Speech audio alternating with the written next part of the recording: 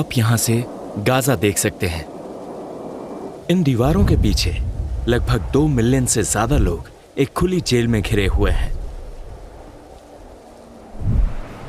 और सीमा से सटे समुद्र तट से भी आप गाजा को देख सकते हैं, लेकिन 10 किलोमीटर दूर से बंधक बनाने वालों के अलावा गाजा को समुद्र ने भी घेर रखा है।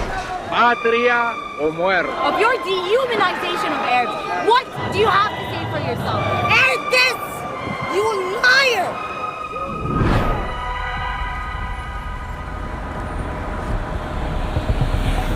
गाजा जाने वाली सड़क। मैं गाजा पर हमले के 10वें दिन काहिरा पहुंचा और काहिरा हवाई अड्डे से हम सीधा राफा क्रॉसिंग की ओर चले गए, जहां दुनिया की निगाहें गाजा पट्टी में कुछ मानवीय सहायता पहुंचाने का इंतजार कर रही थी। हम उत्तरी सिनाई में हैं, अल अरश नामक शहर से लगभग 1 घंटे की दूरी पर, और बॉर्डर वहां से केवल 35 किलोमीटर की दूरी पर है। यहाँ के सभी रेस्टोरेंट पर फिलिस्तीन का नाम लिखा है। हम यहाँ बहुत से चेकपोस्ट से गुजरे, लगभग 5 से ज्यादा। ये दुनिया में सबसे ज्यादा चेकपोस्ट वाला क्षेत्र है। गाजा पट्टी को इजराइल ने बिजली, पानी, गैस, भोजन, ईंधन और दवा से वंचित रखा है। और इस पर हजारों टन के विभिन्न प्रकार के विस्फोटकों से बमबारी की, और ये बमबारी अभी भी जारी है, जो कुल मिलाकर 2 हिरोशिमा परमाणु बमों के बराबर है। उन्होंने इमारतों, पौधों और मनुष्यों को नष्ट कर दिया और हजारों महिलाओं और बच्चों को मार डाला या घायल कर दिया। इतिहास में शायद ही कभी दूसरे देशों के समर्थन से होने वाला ऐसा क्रूर प्रदर्शन देखा हो। वो सभ्य होने का दिखावा करते हैं और मानवाधिकारों का प्रचार करते हैं, लेकिन फिर पता चलता है कि उनकी डिक्शनरी में इंसान मनुष्य के रूप में जानवर है। वो जीवित रहने के बजाय नष्ट कर दिए जाने के लायक है। Stop the war crimes! 7 years of occupation!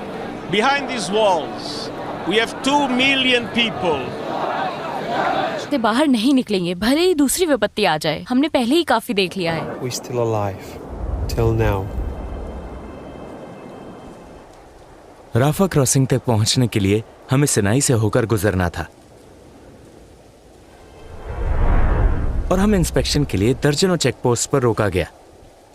वहां क्रॉसिंग है, हम पहुंच चुके हैं। क्या आप कल्पना कर सकते हैं कि वहां 20 लाख लोग कैद हैं? 20 लाख लोग बमबारी की चपेट में। मैंने पहली बार इतने ऊंचे बैरियर देखे हैं। ये कैसी अजीब जगह है।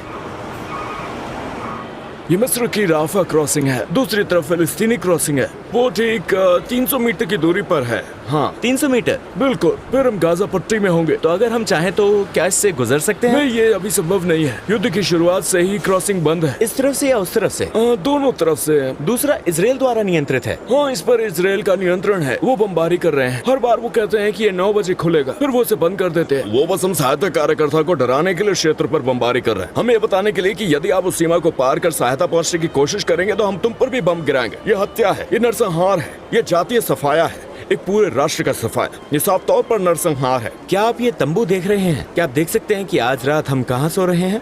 ये दीवारें हमारे पीछे हैं। भगवान का शुक्र है कि हमारे पास बिजली, पानी और सब कुछ है, लेकिन यहाँ से सिर्फ 2 कदम की दूरी पर न बिजली, न पानी, न खाना, और ऊपर से हवाई हमले। कुछ ऐसा जिसकी कोई कल्पना नहीं कर सकता। मैं सचमुच कल्पना नहीं कर सकता। हे ईश्वर, हे अल्लाह, वहां नरसंहार हो रहा है।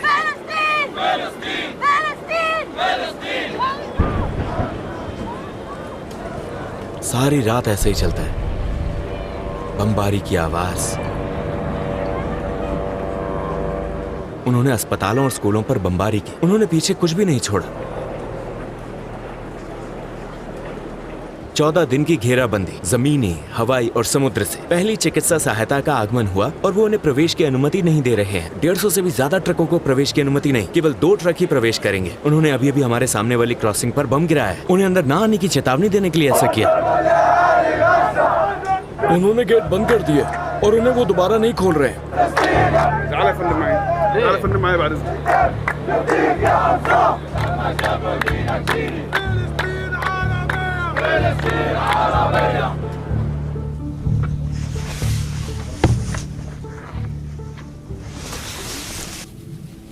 अभी रात के 3 बजे हैं। और हर थोड़ी देर में आपको विस्फोट की आवाज सुनाई देती है। यहाँ की जमीन हिलती है और हम बाहर हैं। ओ अल्लाह, ओ अल्लाह।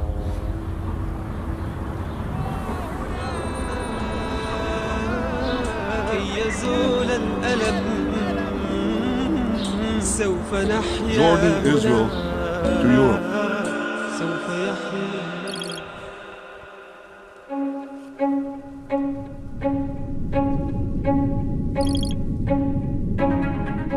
1917 में गाजा पट्टी ओटोमन शासन के अधीन थी। जब ओटोमन साम्राज्य को हराने के बाद ब्रिटिशों ने इस पर कब्जा कर लिया। After Lord Allenby conquered the Holy Land in 1917, the Jews were promised a national home in Palestine by Britain's Earl of Balfour. और 1948 में अंग्रेजों के जाने तक ये ब्रिटिश शासन के अधीन रहा और जायोनी गिरोहों ने रूप बदलकर इसे इजराइल बना दिया। इसके बाद इन गिरोहों ने फिलिस्तीनी शहरों और गांवों में फिलिस्तीनी लोगों के खिलाफ नरसंहार किया और लगभग 300,000 फिलिस्तीनी विस्थापित होकर गाजा पट्टी भाग गए। इसके बाद 1949 तक मिस्र ने गाजा क्षेत्र पर अपनी पकड़ मजबूत कर ली है। इसके बाद 1967 में जायोनी संगठन ने सिनाई, पश्चिमी तट और गोलान के साथ इस इलाके पर कब्जा कर लिया, जिसने 1987 में जायोनी कब्जा के खिलाफ पहला विद्रोह भड़काया और उसी वर्ष हमास की स्थापना हुई, इस्लामी प्रतिरोध आंदोलन। इसके बाद 1993 में ओस्लो समझौते के आधार पर इजराइल ने धीरे धीरे इस पट्टी से वापसी कर ली और राफा क्रॉसिंग समेत कुछ क्षेत्रों को फिलिस्तीनी प्राधिकरण को वापस कर दिया। कब्जेदारों को गाजा से पूरी तरह हटाना पड़ा और 2005 में प्रतिरोध के दबाव के कारण विस्थापित बस्तियों को बर्खास्त कर दिया। 2006 में पहली बार फिलिस्तीनी चुनाव हुए जिसमें हमास को बड़ी जीत मिली। इस जीत के कारण सत्ता की मुख्य पार्टी फतेह और हमास के बीच संघर्ष शुरू हो गया। इस संघर्ष के परिणाम स्वरूप 2007 में मुख्य पार्टी को गाजा से बाहर कर दिया गया और हमास ने पूरे क्षेत्र पर कब्जा कर लिया। उस दिन से कब्जा करने वाले इजराइल ने गाजा पट्टी को जमीन, समुद्र और हवा से पूरी तरह घेर लिया।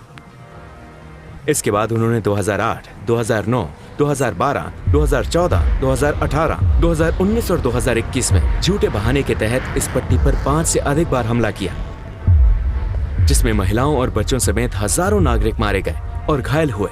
इसने गाजा के लोगों पर घेराबंदी को मजबूत किया और गैर मानवीय तरीकों से गाजा के लोगों पर अत्याचार किया। Why do we deserve this? What did we do to this? I'm just a kid. मिस्र के प्राधिकारियों ने राफा क्रॉसिंग पर मिस्र की ओर से आने जाने वाले लोगों के आवागमन को परिस्थितियों के आधार पर अलग अलग समय पर निर्धारित किया था।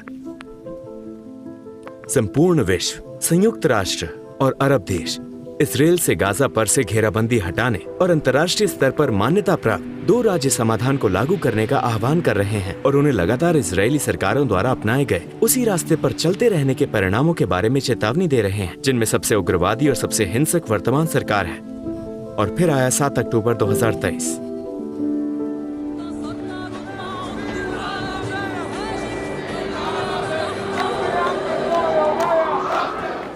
समुद्र और मिस्र का मार्ग बंद कर दिया गया है। वहाँ सीमा दीवार भी है जिसे विभाजन दीवार कहा जाता है। ये गाजा पट्टी है, 365 वर्ग किलोमीटर का सतही क्षेत्र, 41 किलोमीटर की लंबाई। इसमें 20 लाख से अधिक लोग रहते हैं।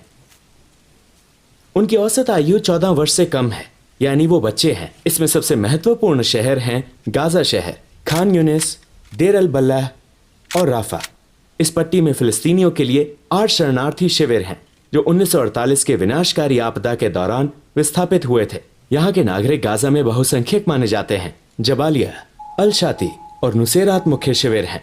बिजली, कैमरा, आयरन डोम और इसके टावरों पर स्नाइपर्स भी तैनात हैं। ये मेरी बहन है। उसकी शादी थी? हाँ, उसकी शादी थी। कब? उसकी शादी 19 अक्टूबर को होनी थी। उसका पति कैरो में फंसा हुआ है। तो दुल्हन अंदर है? हाँ, वो अंदर है। क्रॉसिंग बंद होने के कारण वो बाहर नहीं निकल सकी। वो वापस नहीं खुला। अगले दिन लोग इसलिए इकट्ठे हुए क्योंकि संयुक्त राष्ट्र महासचिव भाषण देने आए थे और वो कुछ ट्रकों को अंदर जाने देने की कोशिश कर रहे थे। 70 years of war crimes! Behind these walls, we have 2 million people that is suffering enormously. No water, no food, no medicine, no fuel. What has the UN done? 70 years of occupation! You should be so ashamed of yourself. You are a liar, you have blood on your hands, and you should be so ashamed of yourself. And now we are watching an occupation, and we are watching the result of your silence, of your misrepresentation of Arabs, of your dehumanization of Arabs. What do you have to say for yourself?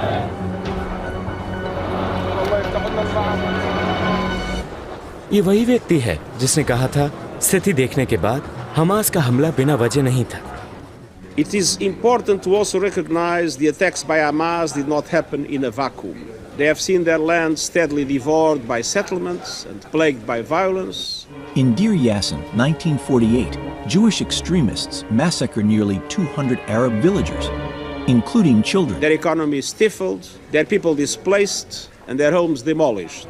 It is called a Nakba, catastrophe, in Arabic. Rafah crossing के पास शेख जुबैद नाम का एक शहर है। इसके समुद्र तट से आप गाजा की अड़िग इमारतें देख सकते हैं। यहाँ से बस 20 किलोमीटर की दूरी पर वहाँ गाजा है। आप यहाँ से भी इमारतें देख सकते हैं। गाजा ऐसा केवल इसी वर्ष नहीं हुआ, वो कई वर्षों से घेरे में है। क्या आप ये सोच सकते हैं वो 3 किलोमीटर से ज्यादा इस समुद्र को भी पार नहीं कर सकते। वहाँ स्वास्थ्य व्यवस्था पूरी तरह ध्वस्त हो गई है।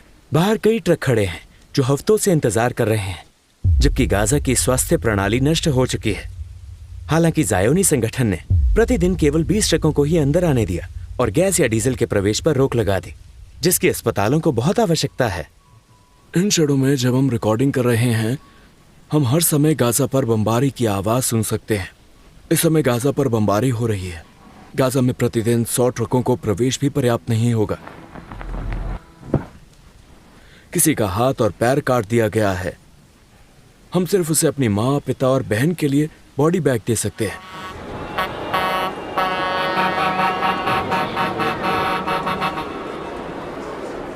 हमने मिस्र की ओर से फंसे हुए फिलिस्तीनियों को मिलने का फैसला किया। अल अरीश सिनाई की राजधानी। उनमें से अधिकांश अल अरीश में है, जो क्रॉसिंग से 35 किलोमीटर दूर स्थित है। पट्टी से आते हुए ये पहला शहर है जिससे आप गुजरेंगे। आप पाएंगे कि उनकी बोली मिस्र के बाकी हिस्सों के मिस्रवासियों से अलग है।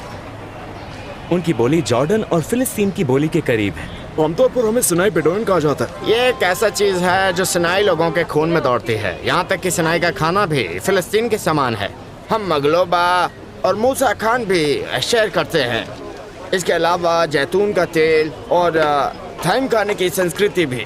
ये कॉफी गाजा से आई है। हाँ, सिनाई के लोग और सभी मिस्रवासी गाजा के लोगों को समर्थन करते हैं। में आपका स्वागत है। आपका स्वागत है। आपका स्वागत है। यहाँ एक परिवार फंसा हुआ है। आप गाजा में कहाँ रहते हैं? मैं खान यूनिस में रहता हूँ। क्या आपका परिवार अभी भी वहाँ है? हाँ, मेरा परिवार, मेरे बच्चे और नाती नातिन, मुझे उम्मीद है कि वो ठीक होंगे। अल्लाह उन्हें सलामत रखे। आज उन्होंने हमारे पड़ोसियों पर बमबारी की, हमसे केवल 50 मीटर की दूरी पर।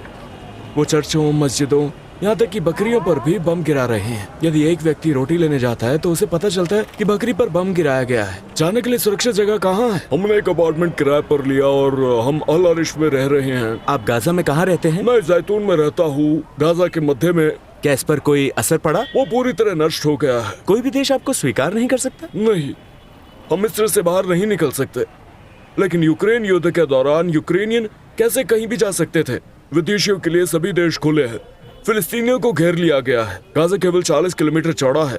आपके कौन कौन रिश्तेदार अभी वहाँ हैं? हमारा पूरा परिवार, हमारे बच्चे। क्या आप उनकी पूछताछ करते हैं? हाँ, हर रोज। मेरे सभी बेटे वहाँ हैं।